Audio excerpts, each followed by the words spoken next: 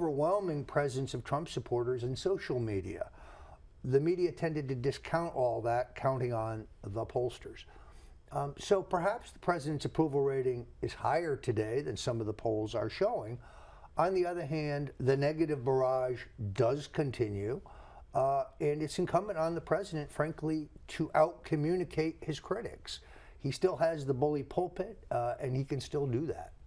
Can you talk about your early introduction to President Trump? And you talk about in the book how you saw him as potentially becoming the president someday, a very long time ago. Can you talk about what happened there and where Sure. you got that feeling? The first person to imagine a Trump presidency was not me, but was former President Richard Nixon.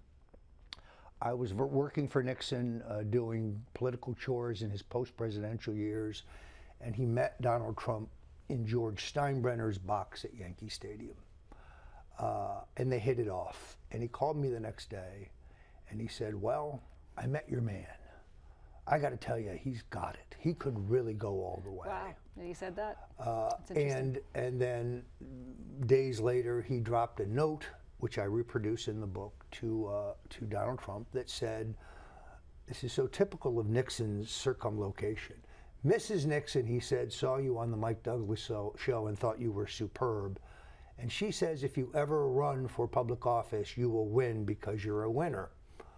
And Mrs. Nixon knows about these things. Well, of course, he was talking about himself and his own judgment. Not long after that, President Nixon and Donald Trump spent a weekend together. They went for a charitable event in Houston, Texas. They essentially barricaded themselves in a hotel suite and spent hours together talking geopolitics. And Nixon said Trump just fired questions at him, one after another, wanting to know about Brezhnev, about the Russians, the Chinese, really a round-the-world tour. So the men hit it off, and it was Nixon who first saw the potential for a Trump presidency. I wanted him to run as early as 1988.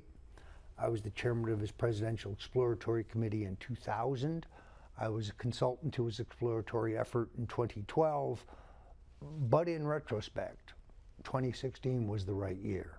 Why is that?